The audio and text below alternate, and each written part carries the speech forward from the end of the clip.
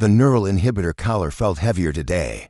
Captain Vera Kairos pressed her palm against the cold metal circling her throat, watching through the reinforced viewport as the prison transport. Dominion's fist approached the mining station of Corvic 7. Her reflection stared back, scarred face, hollow cheeks, eyes that had seen too much. The collar's blue pulse matched her heartbeat, a constant reminder that one wrong thought, one surge of defiance, would send 10,000 volts through her nervous system. Still dreaming of escape, human filth, she didn't turn to acknowledge Overlord Thane Vexhari, the hegemony's most decorated torturer. His chitinous frame towered behind her, mandibles clicking with amusement. The other prisoners, what remained of the 47th Colonial Marines, kept their heads down, broken spirits barely registering his presence. "I dream of many things," Vera said quietly, her voice carrying the weight of 3 years in captivity. 3 years since the Battle of Epsilon Cygni, where humanity's last fleet had made its desperate stand against the hegemony's expansion. 3 years since she'd watched her crew burn in the vacuum, while alien warships carved through their defenses like paper. Vexhari's laugh was like grinding glass. "Dreams are luxury for the conquered. You'll have no time for such indulgences in the lithium mines." He leaned closer, his breath reeking of sulfur and decay. "Did you know, Captain, that your species' life expectancy in Corvic 7 is precisely 14 standard months? The radiation alone will cook your organs while you dig for our empire's expansion." The transport shuddered as docking clamps engaged. Through the viewport, Vera could see the massive industrial complex, carved into the asteroid's surface, a monument to alien efficiency. Built on human suffering, thousands of prisoners shuffled through the facility's corridors, their movements tracked by floating surveillance drones armed with particle beams. "Move," barked Guard Prime Kes Valdrin, his energy prod crackling with blue electricity. The surviving Marines rose on unsteady legs, their own collars humming with suppressed defiance. Lieutenant Marcus Drake caught Vera's eye, a brief moment of shared understanding. Even after everything, some spark remained in his gaze. The airlock cycled open with a pneumatic hiss, revealing the station's harsh artificial atmosphere. The smell hit first industrial solvents, ozone from the processing equipment, and underneath it all, the sweet sick scent of human decay. Vera counted the prisoners being herded from other transports, maybe to 100 souls. All that remained of entire colonies ground beneath the hegemony's advance. Warden Nix Gorvin waited in the processing bay, his bulk filling a massive exoskeleton designed for intimidation rather than function. Scars crisscrossed his gray hide trophies from a dozen conquered worlds. His four eyes fixed on Vera with predatory interest.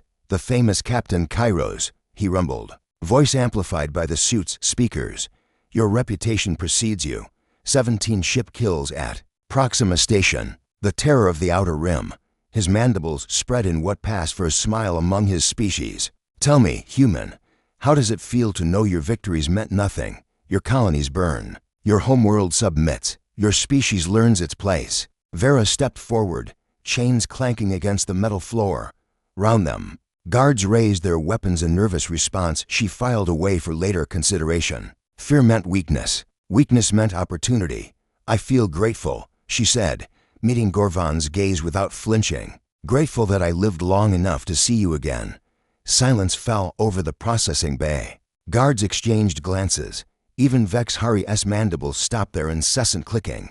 Gorvan leaned down until his massive head was inches from hers. "Explain, because now I know exactly who I'm going to kill first." The neural collar should have fired. The words should have triggered every safeguard in the hegemony's carefully designed control system. Instead, Vera smiled, an expression so cold and predatory that several guards actually stepped backward. Something was wrong with her collar, and she intended to find out exactly what. The mines of Corvic 7 stretched deep into the asteroid's core, a labyrinth of tunnels carved by generations of slave lab, or Vera's work detailed well of humans chained together at the ankles, descended into Shaft 7 Alpha as the facility's artificial dawn cycle began. The lithium deposits glowed faintly in the walls, their radioactive signature making her teeth ache and her skin crawl. "Keep moving, meat," snarled Supervisor Grix Torvin, his particle whip leaving scorched marks on the tunnel walls. The hegemony enforcer stood 7 feet tall, his exoskeleton bristling with neural disruptors and pain amplifiers. He'd already killed 3 prisoners this week for the crime of collapsing from exhaustion. Vera gripped her mining laser, a pathetic tool barely capable of breaking rock. Its power output limited by tamper-proof governors. The device's weight felt familiar in her hands, reminiscent of the plasma rifles she'd carried through a dozen battlefields. She caught Drake's attention, pointing subtly at a structural weakness in the tunnel ceiling where blast mining had left. Hairline fractures, the lieutenant nodded almost imperceptibly. After 3 years together, they'd developed a silent language of resistance, tiny acts of defiance that kept their humanity alive in this hell. "You there," Torvin pointed his whip at Vera. "The famous captain thinks she's too good for honest work. Double your quota today, or I'll show you what happens to proud humans who forget their place." Vera activated her mining laser, the beam carving into the lithium-rich rock face. Sparks cascaded around her as she worked, each impact measured and precise. Not because she feared punishment she'd endured worse than anything these creatures could devise, but because she was learning the facility's routines, guard rotations, structural weaknesses. Every day brought new intelligence, carefully cataloged and stored away. "Tell me, Supervisor," she said without looking up from her work, "how many humans have died in these tunnels?" Torvin's mandibles clicked with amusement. "Does it matter? Your species breeds like vermin. There are always more where you came from. I'm curious about the specifics. Call it professional interest."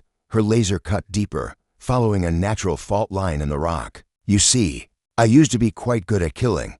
Before your people decided, I was better suited for manual labor." The alien stepped closer, energy crackling along his whip.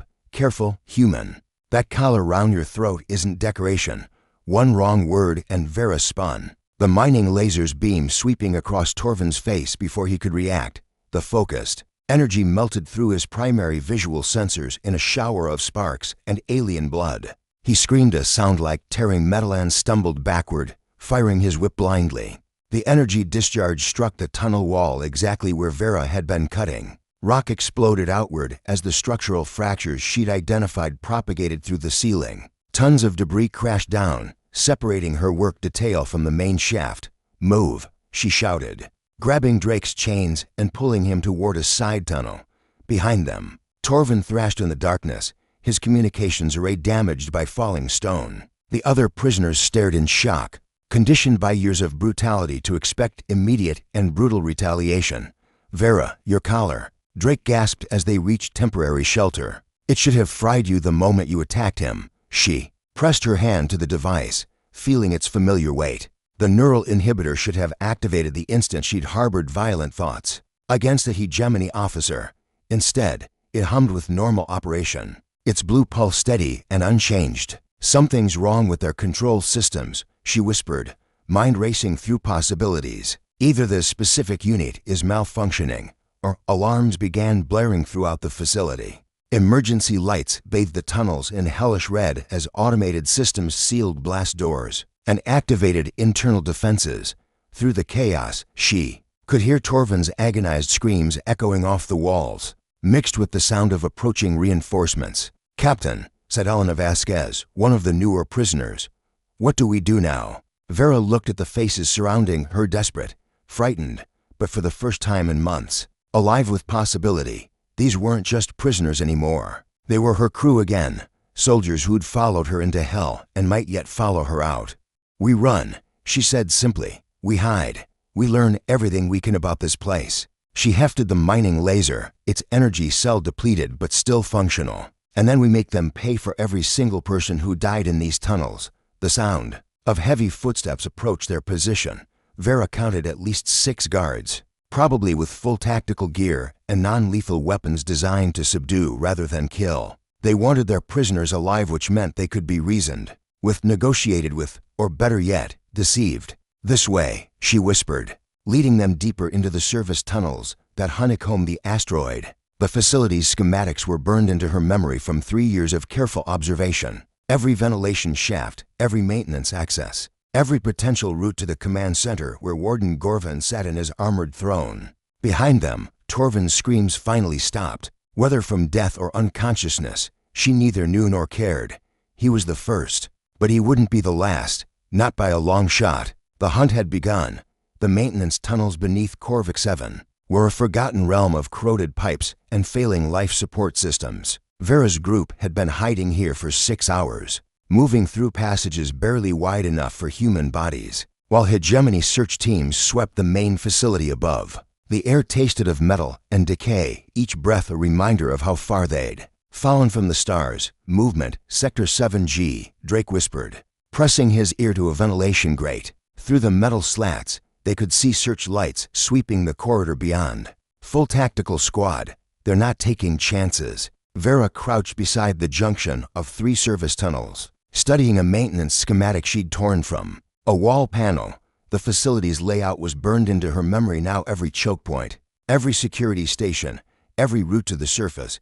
But escape wasn't her goal anymore. Not when she'd seen what lay in the facility's lower levels. "Captain," Elena whispered urgently, "we can't stay here much longer. The radiation levels are increasing. My dosimeter is already in the yellow zone." Through gaps in the tunnel floor, Vera could see the containment levels where the facility's real purpose was revealed. This wasn't just a mining operation, it was a weapons manufacturing plant, using enslaved humans to process radioactive materials too dangerous for hegemony workers. The lithium wasn't for power cells or industrial applications. It was for fusion warheads designed to glass entire worlds. "They're building planet killers," she said quietly, watching another transport of prisoners being herded into the processing chambers. "Every human who dies here is helping them build weapons to murder billions more." The sound of cutting torches echoed through the tunnels as search teams began opening sealed passages, methodical, relentless, closing off their escape routes one by one. Warden Gorvan's voice boomed through the facility's communication system, his rage palpable even through electronic distortion. "Find them," he roared. "I want the human captain alive, but the rest can be examples. Show these animals what happens when they bite the hand that feeds them." Drake checked the power cell on his improvised weapon, a mining laser jury-rigged with components from the facility's electrical systems. The beam would cut through hegemony armor, but only for a few shots before the cell depleted. Round them, the other prisoners clutched similar makeshift weapons, their faces grim with the knowledge that they were already dead. Vera pointed to a junction ahead where steam leaked from damaged pipes. "Thermal vents lead to the reactor complex. If we can reach the primary coolant systems." The tunnel wall exploded inward in a shower of sparks and molten metal. Hegemony assault troops poured through the breach, their powered armor gleaming under the emergency lights. Energy weapons charged with distinctive whines as targeting systems locked onto human heat. Signatures, "Surrender immediately," barked Squad Leader Vox Krenna through his suit's external speakers. "Resistance will result in immediate termination." Vera pressed herself against the tunnel wall, calculating angles and distances.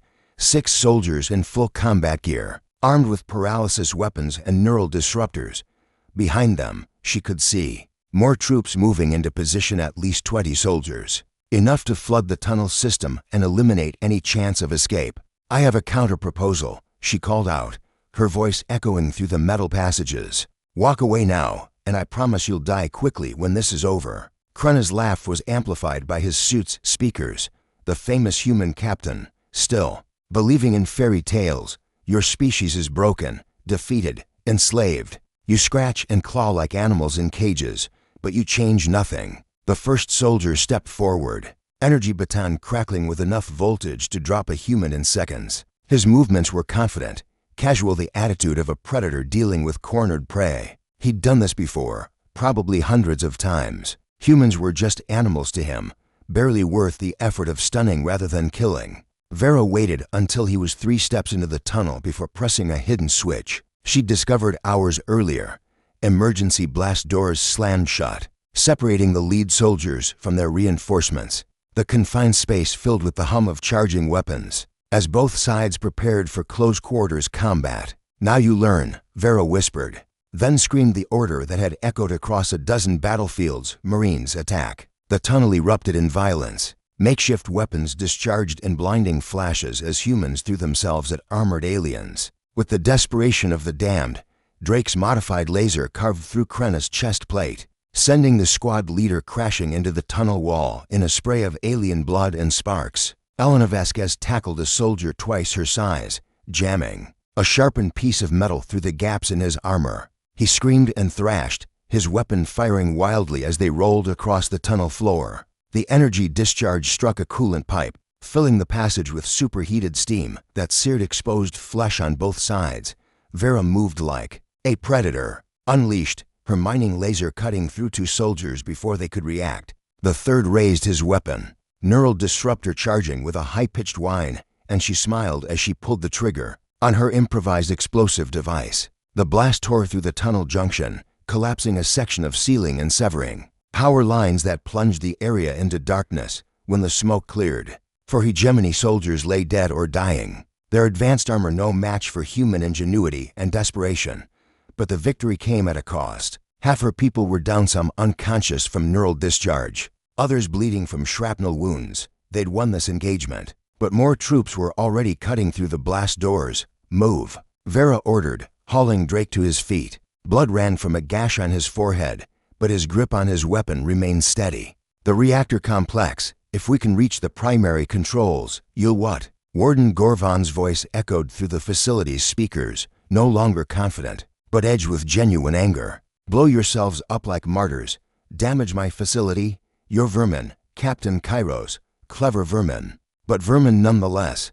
Vera paused at the entrance to the reactor chamber, her hand on the access panel. Through the reinforced viewport, she could see the massive fusion core that powered the facility and the weapon manufacturing that would doom countless worlds. "No, Warden," she said, knowing he could hear her through the facility's sensors. "I'm something much worse than vermin. I'm a human who stopped caring about the odds." The access panel accepted her stolen authorization codes, and the heavy doors began to cycle open. Beyond lay the facility's beating heart, and their only chance at striking a blow that would matter. The reactor chamber of Korvik 7 was a cathedral of alien engineering, its walls lined with containment fields that held back enough fusion energy to power a small fleet. Vera's remaining Team 6 humans against an entire facility moved through the maintenance catwalks with desperate precision. Below them, the primary fusion core pulsed with barely contained stellar fire. "Plasma conduits there, and there," Drake whispered, pointing to the massive transfer lines that fed the facility's power grid. "If we can overload the containment matrix, we die with everyone else," Elena finished grimly. Her arm hung useless at her side, shattered by neural discharge during their last engagement. The explosion would crack this asteroid in half. Vera studied the reactor's control systems, her engineers mind-cataloging structural weaknesses and critical failure points. The hegemony built their technology to last, but they also built it to be maintained by expendable slave labor. That meant manual overrides, emergency shutoffs, and system vulnerabilities that a determined saboteur could exploit. "Not everyone," she said quietly. "The command center has independent life support and an escape pod. Gorvan and his senior staff would survive long enough to evacuate." Through the chamber's transparent observation ports, she could see hegemony forces massing in the corridors beyond. Warden Gorvan had deployed his entire security garrison, over 100 soldiers in powered armor, armed with weapons designed to pacify rather than kill. They wanted their prisoners alive for interrogation, public execution, and psychological warfare against other potential rebels. The facility's communication system crackled to life, Gorvan's voice echoing through the reactor chamber with mechanical amplification. "Captain Kairos, you've impressed me, truly, in 3 years of operation. No prisoner has caused this much disruption."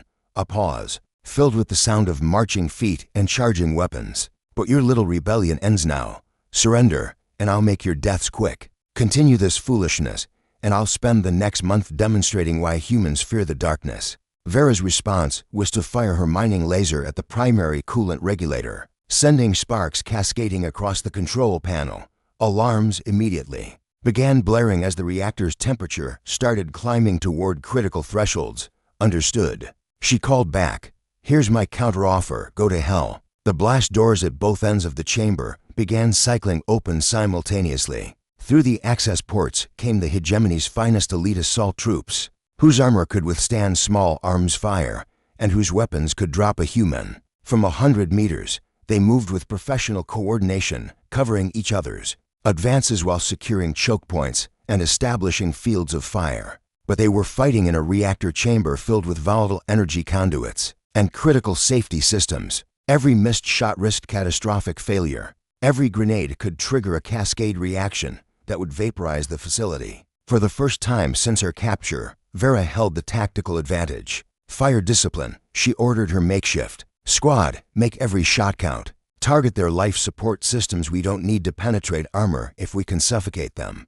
The first exchange of fire lit up the reactor chamber like a miniature star. Human mining lasers, overcharged and unstable, met hegemony neural disruptors in a light show that painted the walls in shifting colors. Drake's position on the upper catwalk gave him a clear field of fire into the advancing troops. His improvised weapon carved through two soldiers' helmet seals. Before their return fire forced him into cover, Elena Vasquez had found a hegemony weapon dropped by one of their earlier victims. The neural disruptor was designed for alien physiology, its controls awkward in human hands. But she adapted quickly. Her first shot caught a squad leader in the chest, the energy discharge overloading his armor's systems and sending him crashing into a coolant manifold. The damage to the facility's infrastructure was mounting. Shattered conduits leaked superheated plasma, while damaged control systems threw sparks. Across the chamber floor, Vera could see the reactor's output climbing steadily as safety systems failed one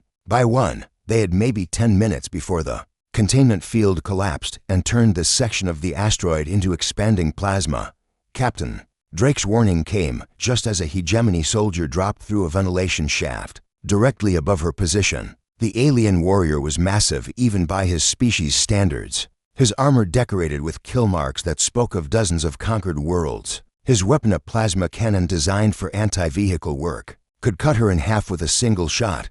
Vera rolled sideways as the cannon discharged, the energy beam vaporizing the section of catwalk where she'd been standing. She came up firing, her mining laser striking the alien's weapon and triggering a feedback loop that overloaded the PLASMA cannon's power cell. The resulting explosion shattered nearby observation windows and sent both combatants tumbling toward the reactor's core. They fell together through layers of catwalks and safety barriers, each impact driving new agonies through Vera's battered body. The alien soldier recovered first, his powered armor absorbing damage that would have killed a human. He grabbed her throat with one massive hand, lifting her off the ground as her mining laser skittered away across the metal grating.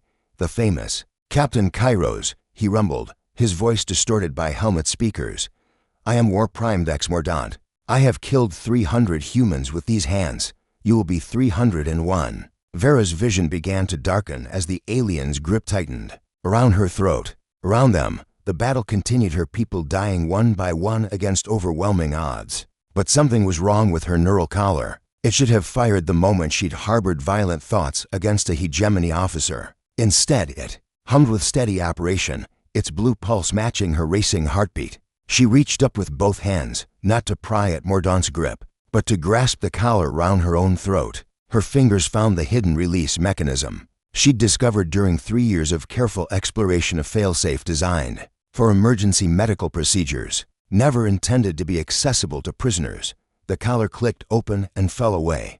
Mordaunt's eyes widened behind his helmet visor as Vera's expression transformed.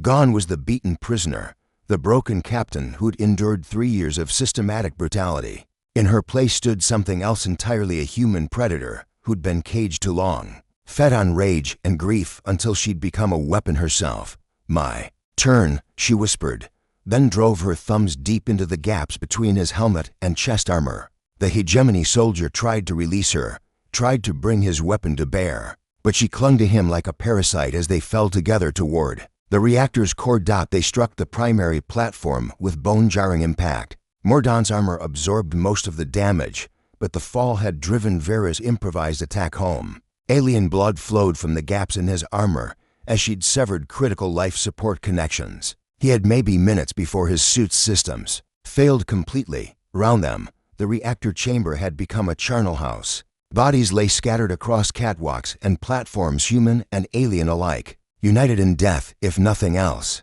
The surviving members of her team were pinned down by superior firepower, their improvised weapons nearly depleted. But Vera wasn't finished. Not yet. She grabbed Mordaunt's plasma cannon, its power cell damaged but still functional. The weapon was designed for alien hands, its controls unfamiliar, but the basic principles were universal. Point, aim, fire. She'd done it 1,000 times before with human weapons. This was just another tool of war. The first shot vaporized 3 hegemony soldiers clustered around a control panel. The second brought down a section of ceiling that crushed 2 more. By the third shot, the remaining alien forces were retreating toward defensive positions, their confidence shattered by watching their greatest warrior fall to a supposedly helpless prisoner. Vera stood amid the carnage, blood running from a dozen wounds, her clothes torn and burned by energy discharge. But she was smiling the same cold, predatory expression that had unnerved guards throughout the facility. Warden Gorvan, she called out, knowing the facility's sensors would carry her voice to the command center. I'm coming for you, and I'm bringing friends. The battle for Korvik 7's command center began in the facility's main corridor, a kilometer-long thoroughfare designed to move massive industrial equipment between sections. Warden Gorvan had transformed it into a killing ground with overlapping fields of fire from automated defense turrets and strategic choke points manned by his best soldiers. Vera crouched behind the twisted wreckage of a transport vehicle, counting muzzle flashes and calculating angles of attack. Her improvised army had grown during their fight through the facility. Liberated prisoners who'd joined their cause, alien workers who'd turned against their hegemony masters, even a few guards whose loyalty had cracked under the pressure of organized resistance. 60 confirmed hostiles, reported Commander Jana Volkov, a former Colonial Navy officer who'd been rotting in the facility's maximum security wing. Heavy weapons, full tactical deployment. They're not underestimating us anymore. Through the corridor's reinforced windows, Vera could see the command center's armored bulk rising above the facility's industrial maze. Gorvan was in there, protected by meters of battleship-grade armor and enough firepower to level a city block. But he was also trapped, his escape pods disabled by sabotage, his communication arrays jammed by captured equipment.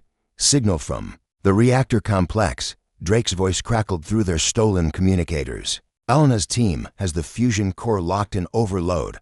12 minutes until containment failure. 12 minutes to fight through 60 enemy soldiers. Breach of fortified command center and extract their primary target. The odds were mathematically impossible. The kind of situation that military academies used as examples of inevitable defeat. Vera checked the power cell on her captured plasma cannon. Enough energy for maybe 20 shots before the weapon became useless metal. Around her, the other rebels clutched similar improvised weapons, their faces grim with the knowledge that most of them wouldn't survive the next few minutes. Listen up, she called out, her voice carrying across the battlefield despite the sound of weapons fire and screaming. We're not soldiers anymore. We're not prisoners. We're not even human, as far as our enemies are concerned. She hefted the plasma cannon, its weight familiar now despite its alien design. We're ghosts. We're already dead. So let's make sure we take as many of these bastards with us as possible. The first assault wave came from 3 directions simultaneously. Hegemony troops in powered armor advanced behind mobile shield generators, while automated turrets laid down suppressing fire. Energy beams carved through the air in deadly patterns, seeking human flesh with mechanical precision. Vera's team responded with the desperate innovation that had kept humanity alive through a dozen impossible wars. They turned maintenance equipment into mobile cover, used industrial chemicals as improvised explosives, and transformed the facility's own infrastructure into weapons of war. The battle was chaos incarnate. Commander Volkov led a flanking assault through the facility's ventilation system, her team emerging behind enemy lines to attack supply depots and communication nodes. Her plasma rifle carved through alien armor like paper, each shot precisely placed to maximize damage and conserve ammunition. But the enemy fought back with professional brutality. Squad leader Grix Torvin recovered from his earlier injuries, and burning for revenge led a counter-assault that broke through the rebel left flank. His energy whiplashed out in deadly arcs, cutting down 3 humans before they could react. Target acquired, he snarled, focusing on Vera's position behind the transport wreckage. Time to finish what we started in the mines. His whip struck sparks from the metal barrier as she rolled sideways, the plasma cannon bucking in her hands as she returned fire. The energy beam caught Torvin in the shoulder, spinning him around and sending him crashing into a wall panel. But his armor absorbed most of the damage he came up firing, his weapons discharge filling the corridor with blinding light.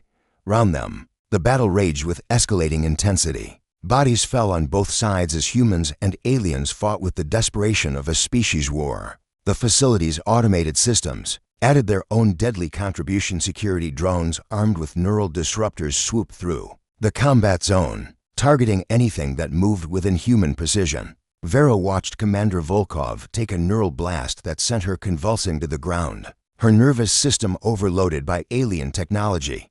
The older woman tried to rise, tried to continue fighting, but her body betrayed her as synapses misfired and muscles spasmed beyond control. Jana, she started toward her fallen comrade, but Drake's warning stopped her cold. Incoming. Heavy assault team, Sector 7. The blast doors at the corridor's far end exploded inward as War Prime Kex Valdris led a squad of elite assault troops into the battle. These weren't facility guards or security personnel, they were career soldiers, veterans of a dozen conquest campaigns, armed with weapons designed to crack fortified positions. Valdris himself was a nightmare made manifest, his powered armor covered in kill marks and trophy skulls from conquered worlds. The weapon in his hands was a particle accelerator that could punch through starship armor. Overkill for fighting humans, but effective for psychological warfare. Surrender now. His voice boomed through external speakers, and I'll grant you clean deaths. Continue this futile resistance,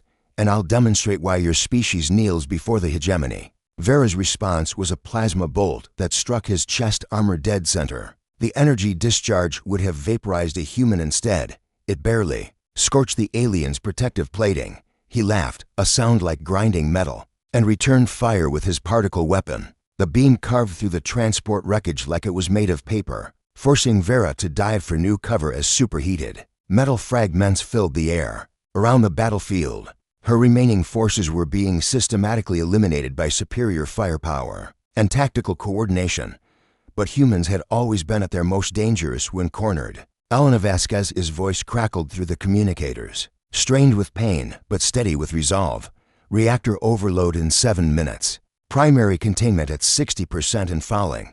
Whatever you're going to do, do it now. Vera counted her remaining ammunition. 6 shots in the plasma cannon, maybe 3 more from her backup weapon. Against her, Valdris and at least 20 soldiers in full combat gear. The mathematics of war said she was finished. Instead, she smiled. Drake, she called out. Remember what we used to say about impossible odds? The lieutenant's answering grin was visible even through the smoke and chaos. The bigger they are, the harder they fall. Captain, that's right. And these bastards are about to learn why humans don't stay conquered. She burst from cover, plasma cannon blazing as she charged directly at the enemy line. Round her, the surviving rebels followed her lead, a handful of broken prisoners transformed into something the galaxy had never seen before.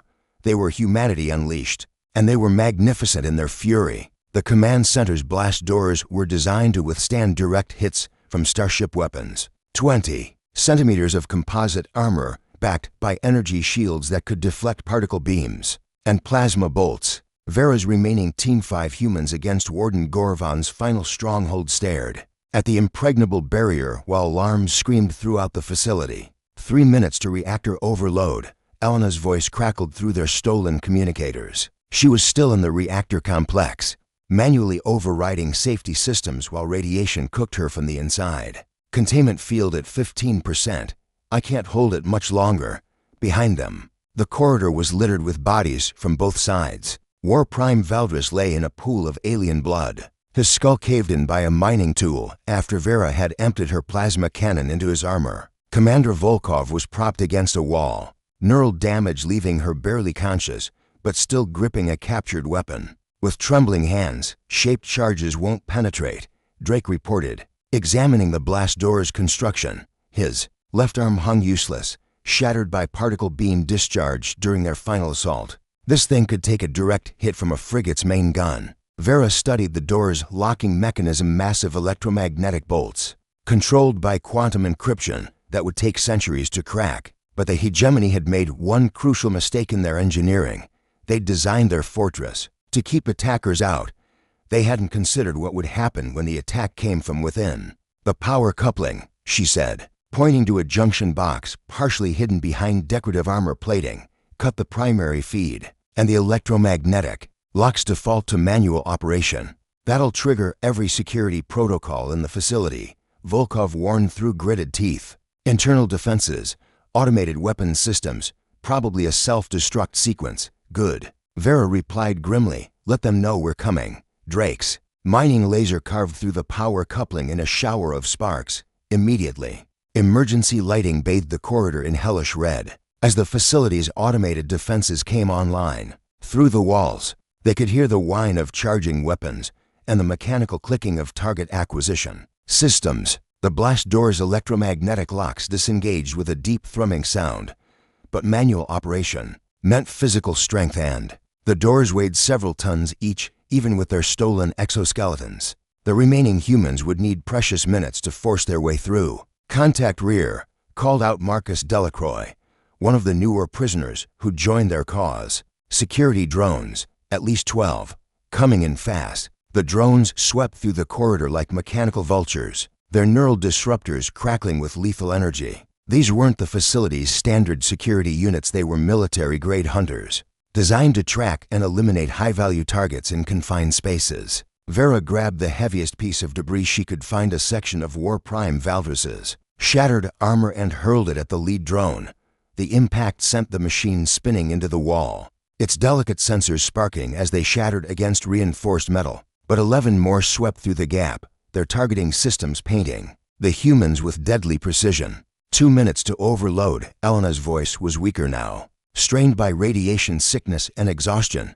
Primary containment at 8%. The core is starting to destabilize. Drake and Delacroix threw their weight against the massive blast. Doors, servos in their stolen exoskeletons whining with effort. The doors moved slowly, grudgingly, but they moved through the growing gap. Vera could see the command center's interior. Banks of monitoring equipment, tactical displays showing the facility's status, and at the center of it all, Warden Gorvan, in his massive powered throne. He was magnificent in his alien arrogance, 3 meters of chitinous armor and cybernetic enhancement, surrounded by the technological marvels that kept his empire functioning. But for all his power, all his species' advantages, he was trapped in that chair by his own paranoia. The command throne's life support systems, its weapons, its armor, all of it made him more machine than living being. A neural disruptor beam struck Delacroix in the back, sending him convulsing to the ground. The blast doors began sliding shut as his exoskeleton's servos failed. Tons of metal threatening to crush anyone caught in the gap. Go, Volkov shouted, firing her captured weapon at the attacking drones despite her damaged nervous system. I'll hold them. Vera squeezed through the closing gap just as the doors slammed shut with finality. Behind her, she could hear the sounds of the final battle, Volkov's defiant screams mixing with the whine of energy weapons and the crash of failing machinery. The commander was buying them time with her life, holding the line against impossible odds. Inside the command center, silence fell like a shroud. Banks of monitors showed the facility's death throes, reactor overload warnings, structural failure alerts, casualty reports that climbed past the thousands. Through reinforced windows, she could see escape pods launching from the asteroid's surface as hegemony personnel fled the coming destruction. Captain Vera Kairos, Warden Gorvan's voice resonated from his mechanical throne, amplified by speakers throughout the chamber. The famous butcher of Proxima Station. Do you see what your rebellion has accomplished? Thousands dead, a vital facility destroyed, resources wasted that could have fed entire worlds. Vera approached the throne slowly, her captured plasma cannon held ready despite its depleted power cell. Round the chamber's perimeter, she counted at least a dozen hidden weapon emplacements, automated defenses that could reduce her to atoms before she could blink. But they remained silent, their targeting systems dark. Why aren't your weapons firing? She asked, genuine curiosity mixing with tactical assessment. Gorvan's laugh was like grinding gears. Because I want to savor this moment. 3 years I've watched you, studied you, broken you piece by piece. You were magnificent once, a warrior worthy of respect, even admiration. But look at you now, scarred, desperate, clinging to a futile gesture of defiance. 1 minute to reactor overload. Elena's final transmission crackled through the facility's dying communication system. Containment failure imminent. It's been an honor serving with you, Captain. The transmission cut to static. In the reactor complex far below, Elena Vasquez had made her choice to die at her post, ensuring the facility's destruction, even if it cost her everything. Another name for the list of debts that could never be repaid. Your friend dies for nothing. Gorvan continued, his mechanical voice devoid of emotion. This facility can be rebuilt. The prisoners can be replaced. Your species breeds quickly there. Are always more humans to break, more worlds to conquer. You've accomplished nothing except ensuring your own painful death. Vera stopped 3 meters from the throne, well within range of its defensive systems. This close. She could see the alien warden clearly, his organic components withered by centuries of cybernetic enhancement. His natural body nothing more than a biological computer core kept alive by machines. You're right, she said quietly, about everything. This changes nothing. The war goes on. Humans die. Your empire expands across the galaxy. Gorvan leaned forward in his throne, mechanical joints whirring with anticipation. Then why continue this charade? Why not kneel and beg for the quick death your defiance has cost you? Vera's smile was answer enough, cold, predatory, filled with 3 years of accumulated rage. Because I just realized something important about your command throne. She raised the plasma cannon, its power cell indicator flashing red with depletion. 1 shot remained, maybe 2 if she was lucky. Not enough to penetrate the throne's armor. Not enough to threaten a being who'd survived centuries of conquest and warfare. It's not armor, she continued, her finger tightening on the trigger. It's a prison. All that technology, all those life support systems, you can't leave that chair. You can't move. You can't run. Understanding dawned in Gorvan's multifaceted eyes. His defensive systems came online with a whine of charging capacitors, but she was already moving, diving sideways as energy beams carved through the air where she'd been standing. Her final plasma bolt struck not the throne itself, but the primary power coupling that fed its systems. The shot was perfectly placed. 3 years of studying this chamber through security feeds had shown her exactly where to aim. Sparks cascaded from the damaged coupling as the throne's defensive systems died one by one. 30 seconds to overload. The facility's automated voice announced with mechanical calm, all personnel evacuate immediately. Containment failure imminent. Gorvan was screaming now, his throne's systems failing as power died throughout the chamber. Life support warnings flashed red as the armor that had protected him for centuries became a tomb. He clawed at the restraints that held him in place, organic components finally rebelling against their mechanical bonds. Vera approached the dying warden, her empty weapon discarded. This close, she could see the terror in his alien eyes, the same fear she'd watched in human faces as his troops herded them into the mines. Poetic justice, delivered with compound interest. You mocked her chains, she said softly, remembering every prisoner who'd died in this facility, every act of cruelty inflicted by hegemony forces, every human who suffered here, every life you threw away for your empire's glory. Their names, their faces, their final moments. She reached out with both hands, grasping the throne's manual control interfaces. The systems were alien, but the basic principles were universal. Power, life support, structural integrity, all controlled by mechanisms designed for emergency operation. Time to learn what chains really feel like. With deliberate precision, she began shutting down the throne's systems one by one. Life support first, then mobility, then the pain suppressors that had allowed Gorvan to function, despite his extensive cybernetic modifications. Each switch thrown was a name spoken, each circuit breaker pulled was a death avenged. The warden's screams echoed through the command center, as his body finally experienced the full cost of centuries of mechanical enhancement. Without the throne's support systems, every cybernetic implant became a source of agony. Every artificial component a burden his withered organic frame couldn't bear. 10 seconds to containment failure, the facility announced. Reactor overload imminent. Vera looked around the command center, one final time at the monitors showing the facility's death, at the escape pods carrying hegemony personnel to safety, at the broken alien warlord writhing in his mechanical prison. Justice wasn't always about survival. Sometimes it was simply about making sure the right people paid the price. She found Gorvan's personal escape pod, a luxury craft designed for command staff, equipped with enough supplies to reach the nearest hegemony outpost.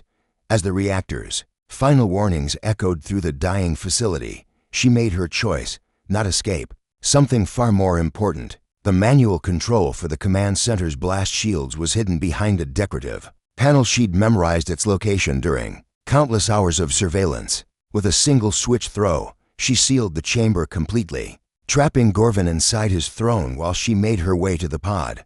Where? The warden gasped through his throne's failing speakers. Where are you going? Vera paused at the pod's hatch, looking back at the alien who'd tormented thousands of humans for his own amusement.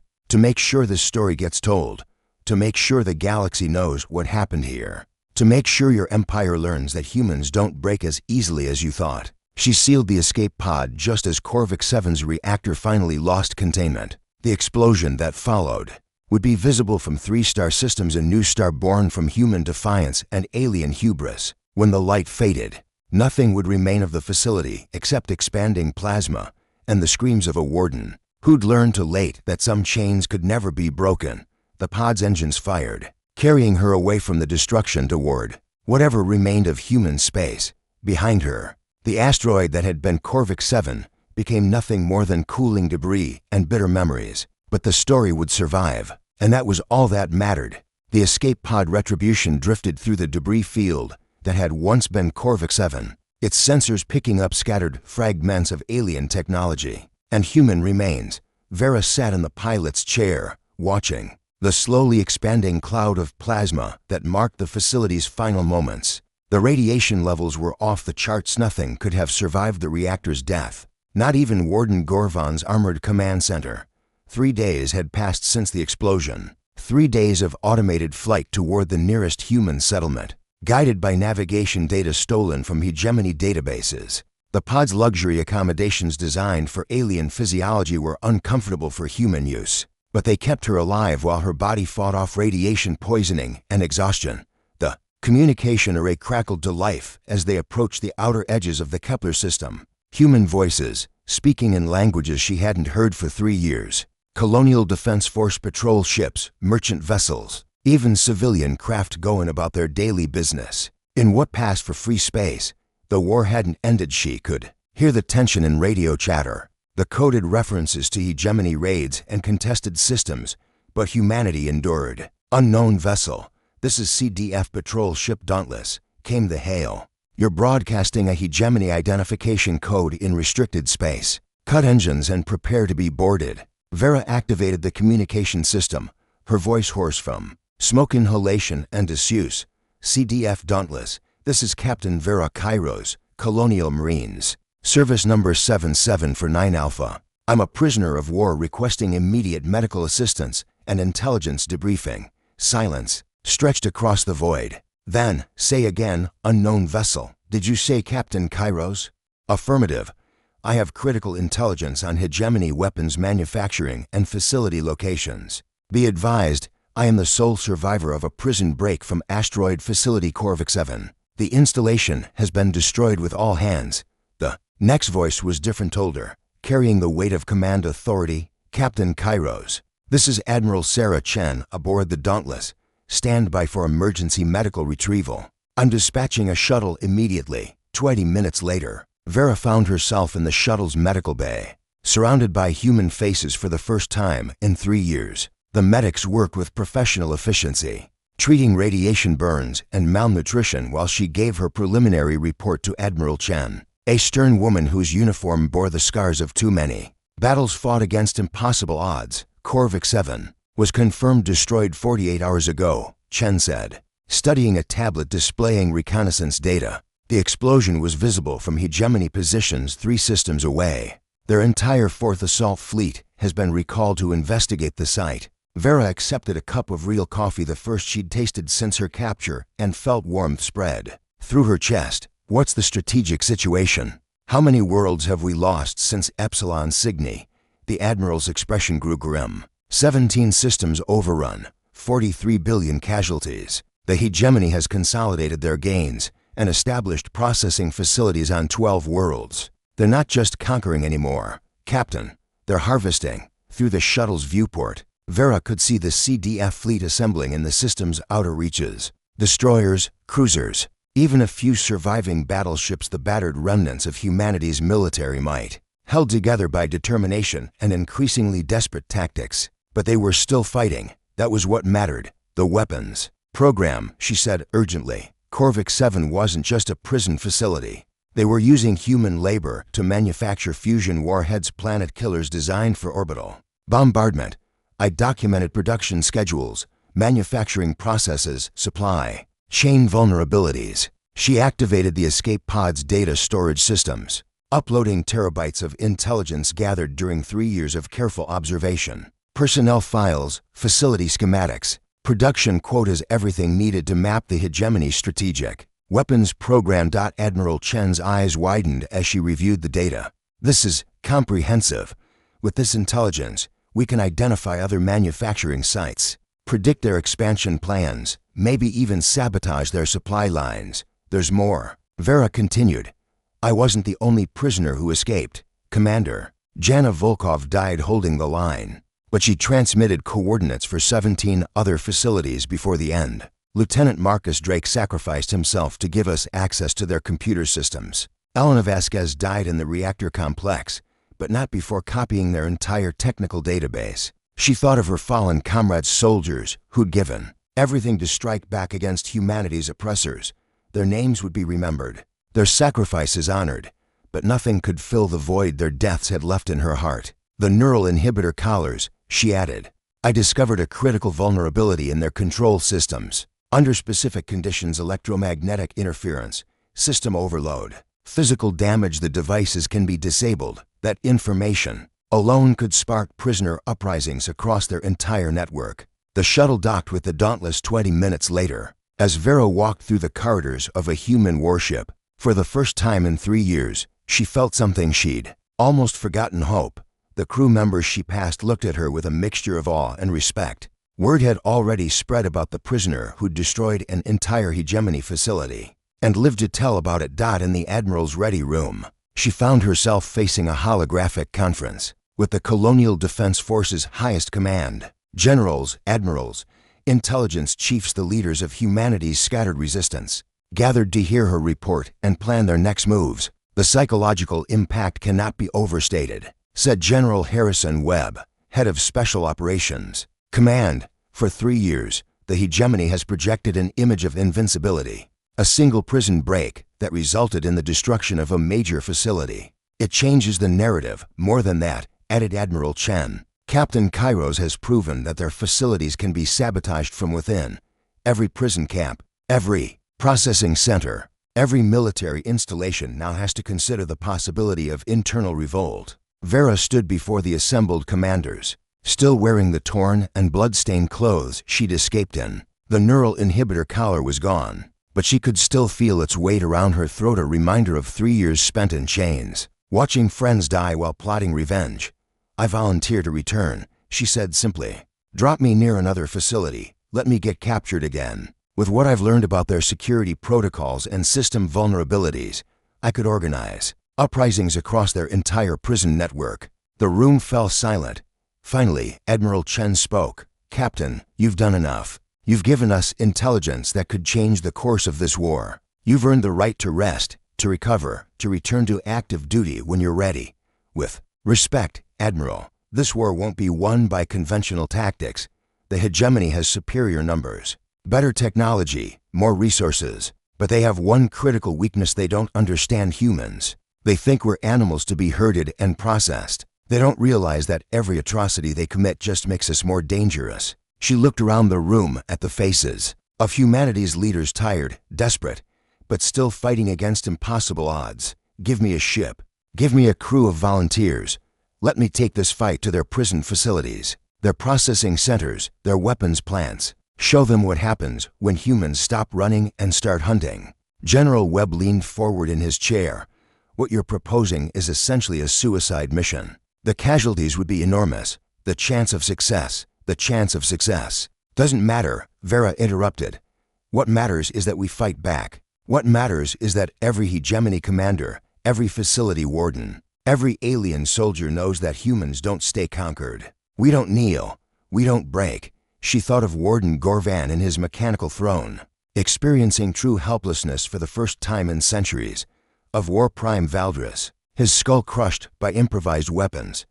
Of Elena Vasquez dying at her post to ensure the facility's destruction. They mocked our chains, she said quietly. Time to show them what we do to mockery. 6 months later, The HCS Vindication approached its target, a hegemony processing facility built into a captured human colony world. The ship's crew consisted entirely of volunteers, former prisoners, displaced colonists, soldiers whose worlds had been destroyed by alien conquest. They called themselves the Broken Chain Brigade, and their reputation had spread throughout both human and hegemony space. Captain Vera Kairos stood on the bridge, watching the facility's defensive positions through the main viewer. It was larger than Corvic 7, more heavily defended. But she'd learned things during her escape that the enemy couldn't compensate for. Weaknesses in their psychology, flaws in their tactical doctrine, assumptions about human behavior that could be exploited by someone who understood their mindset. "All hands, this is the captain," she announced over the ship's communication system. "We go in hard, we hit fast, and we show these bastards that humans don't stay down. Remember, we're not trying to escape, we're not trying to survive, we're trying to make them pay." The Vindication opened fire with every weapon in its arsenal, its surprise attack overwhelming the facility's outer defenses. But this wasn't about destroying another installation, it was about something far more important. It was about sending a message when the battle was over and the facility lay in ruins, when the freed prisoners had been evacuated and the intelligence data had been transmitted to Colonial Command. Vera stood in the facility's destroyed command center. The alien warden lay dead at her feet, his spine snapped by the same techniques she'd perfected on KORVAK-7. She smiled, the same cold, predatory expression that had terrified guards throughout the galaxy. Round her, the Broken Chain Brigade was already preparing for their next target, their next opportunity to remind the hegemony that humans were not prey animals. They were apex predators, and they were just getting started. The war continued. The hegemony still held strategic advantages in numbers and technology. But something had changed in the fundamental equation of the conflict. Word spread through prisoner camps and processing facilities, carried by smugglers and resistance networks. Captain Vera Kairos was free. The Broken Chain Brigade was hunting. And somewhere in the darkness between stars, humans were learning to fight back. The galaxy would never be the same. 3 years later, the hegemony formally requested peace negotiations. The official reason was strategic resource reallocation to counter emerging galactic threats. The unofficial reason was simpler. They had learned to fear the dark because humans lived there now, and humans, it turned out, were very good at hunting in the dark.